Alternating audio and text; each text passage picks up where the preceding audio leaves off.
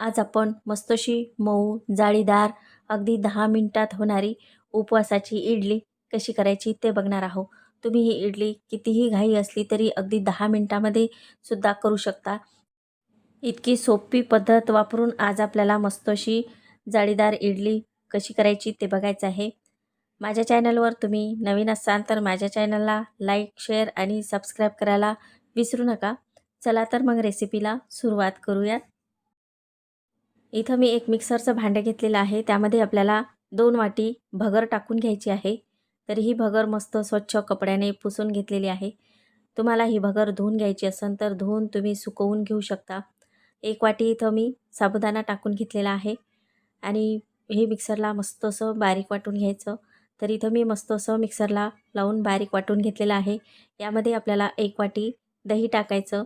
तर इथं मी 1 वाटी घट्ट असं दही घेतलेलं आहे आणि 1 वाटी पाणी घ्यायचं आहे. तर त्याच वाटीने मी इथे 1 वाटी पाणी घेतलेलं आहे आणि चवीपुरतं मीठ आपल्याला यामध्ये टाकून घ्यायचं आणि हे आणखी मिक्सरला वाटून घ्यायचं आहे. तर बघू शकता हे थोडं जाडसर झालेलं आहे. तर जास्त दही घट्ट असलं तर पाणी जास्त लागू शकतं. इथं हे बॅटर थोडं घट्ट वाटत आहे त्यामुळं मी इथं आणखी अर्धी वाटीला थोडं जास्त पाणी घेतलेलं आहे आणि हे आणखी आपल्याला फिरवून घ्यायचं आहे. तुमचं दही घट्ट असेल तर पाणी जास्त लागू शकतं आणि दही पातळ असेल तर जास्त यामध्ये पाणी वापरायची गरज पडत नाही. त्यामुळं थोडं पाणी जपून टाकायचं. कमी वाटल्यास नंतर टाकायचं. सुरुवातीला जास्त पाणी यामध्ये वापरायचं नाही. तर बघू शकता असं हे बॅटर आपलं तयार झालेलं आहे. तर आता हे आपल्याला 10 मिनिटासाठी मस्त मुरायला ठेवायचं आहे. इडलीसोबत आपण मस्त अशी आमटी करणार आहोत. तर त्यासाठी मी इथं 1 वाटी भाजलेले शेंगदाणे घेतले आहे. अर्धी वाटी जिरं टाकून घ्यायचं आहे आणि इथं मी 3-4 हिरव्या मिरच्या घेतलेल्या आहेत. तर आता हे मिक्सरला लावून आपल्याला मस्त बारीक वाटून घ्यायचं आहे. तर आता वाटून घेतल्यावर आपल्याला यामध्ये 1 वाटी ताक टाकून घ्यायचं आहे किंवा तुम्ही 1 वाटी यामध्ये दही टाकून घेऊ शकता. माझ्याजवळ ताक होतं म्हणून मी ताक घेतलेलं आहे. ताकामधली ही आमटी खूप छान लागते खायला. तर आता आपल्याला हे फोडणी देऊन घ्यायचं. त्यासाठी मी गॅसवर कढई ठेवलेली आहे. त्यामध्ये थोडं तेल टाकून घ्यायचं. तेल गरम झालं की यामध्ये अर्धा चमचा जिरं टाकायचं आहे आणि हे आपण बारीक केलेलं मिश्रण यामध्ये टाकून घ्यायचं आहे. तर याला मस्त तडका बसतो आणि खायला पण ते मस्त अशी खमंग लागते आमटी. यामध्ये आपल्याला पाणी टाकून घ्यायचं आहे. तर पातळ घट्ट तुम्ही बघू शकता त्या पद्धतीने तुम्हाला यामध्ये पाणी वापरायचं आहे. तर आता इथं थोडी मी पातळच करून घेतलेली आहे आणि इथं मी 1 चमचा साखर घेतलेली आहे. आपण यामध्ये ताक वापरलेलं आहे त्यामुळं थोडी आमटी ही आंबट होते. त्यामुळं थोडी साखर वापरली की ते थोडं बॅलन्स बरोबर होतं या आमटीचं. चवीपुरतं मीठ टाकायचं आहे आणि याला थोडी आमटीला उकळी येऊ द्यायची आहे. जास्त पण ही आमटी उकळायची नाही. जास्त उकळल्या गेली की त्याची चव बिघडते. त्यामुळं अशी बघा थोडी उकळी येऊ द्यायची. म्हणजे हे सर्व असं मधात एकत्र येतं. तर अशा पद्धतीची ही आमटी घट्टसुद्धा होते. तर बघू शकता ही आमटी तयार झालेली आहे. काढून घेऊया आणि आपल्याला इडली करून घ्यायची आहे. त्याआधी इथं मी इडलीचे पात्र घेतलेले आहे आणि त्याला मस्त असं तेल लावून घ्यायचं आहे. सर्व पात्रांना तेल लावून घ्यायचं. तर मी इथं 3 पात्र घेतलेली आहे. तर तशी ही 5 पात्राचं इडलीचं भांडं आहे. तर मी 5ही भांडे घेतलेले आहे. तर आता हे बॅटर पण आपलं छान मस्त असं फुललेलं आहे.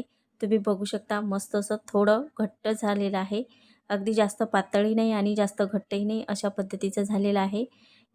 इथं मी अर्धा चमचा सोडा घेतलेला आहे. तर हा आपला साधा नॉर्मल भज्याचा सोडा घेतलेला आहे. तुम्हाला यामध्ये इनो पावडर टाकायची असेल तर तुम्ही इनोसुद्धा वापरू शकता. तर अर्धा चमचाच वापरायचा, जास्त वापरायचं नाही. जास्त जर वापरला तर इडल्या आपल्या लालसर किंवा पिवळसर होऊ शकतात. त्यामुळं सोडा जास्त टाकायचा नाही. तर पाहू शकता तुम्ही मस्त आपलं हे बॅटर छान असं फुगलेलं आहे आणि जास्त पातळसुद्धा झालं नाही, जास्त घट्टही झालं नाही.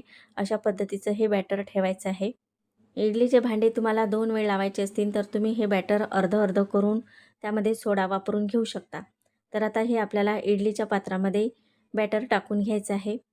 तर अशा पद्धतीने मस्त यामध्ये आपण पूर्ण बॅटर टाकून घेऊया आणि पूर्ण इडलीचे पात्र भरून घेऊयात.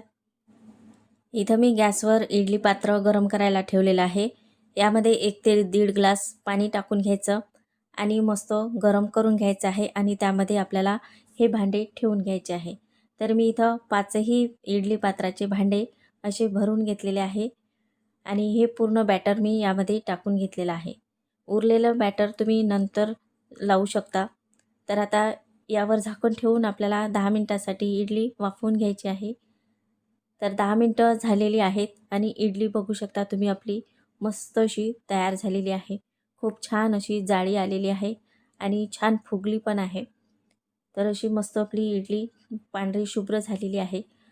तुम्ही पाहू शकता मस्त इडली फुगलेली आहे. तर ही इडली आपल्याला काढून घ्यायची आहे. तर वरचं भांडं काढून घेऊया. तर बघू शकता तुम्ही खालचे सुद्धा भांडे आपले मस्त असे इडलीचे फुगलेले आहेत. खालीपर्यंत छान अशी इडली मस्त फुगलेली आहे. तर पाहू शकता खूप मस्त झालेली आहे. थंड झाल्यावर आपल्याला हे सर्व इडल्या काढून घ्यायच्या आहे. एखादा चमचा घ्यायचा किंवा चाकू घ्यायचा आणि त्याने हे काढून घ्यायचे आहे. तर बघू शकता मस्त आपल्या इडल्या निघत आहेत. जास्त चिटकल्या पण नाही. खूप मस्त झालेल्या आहेत आणि जाळी पाहू शकता तुम्ही मस्त अशी जाळीदार इडली तयार झाली. एकदम मऊ लुसलुशीत अशी इडली तयार होते. तर अशा भगरीच्या इडल्या खूप मस्त लागतात खायला आणि पचायला पण खूप हलक्या आहेत आणि मऊसूद अशा आपल्या इडल्या झालेल्या आहेत. एकदम जाळीदार, नरम, लुसलुशीत अशा इडल्या तुम्ही पण नक्की ट्राय करून बघा. नेहमी उपवासाला भगर, उसळ खाऊन कंटाळा येतो, तेव्हा तुम्ही अशा 10 मिनिटात भगरच्या इडल्या करून खाऊ शकता. इतकी सोपी रेसिपी आहे. अशा पद्धतीच्या इडल्या तुम्ही पण नक्की ट्राय करून बघा आणि असेच नवनवीन व्हिडिओ पाहण्यासाठी माझ्या चॅनलला सबस्क्राईब करायला विसरू नका.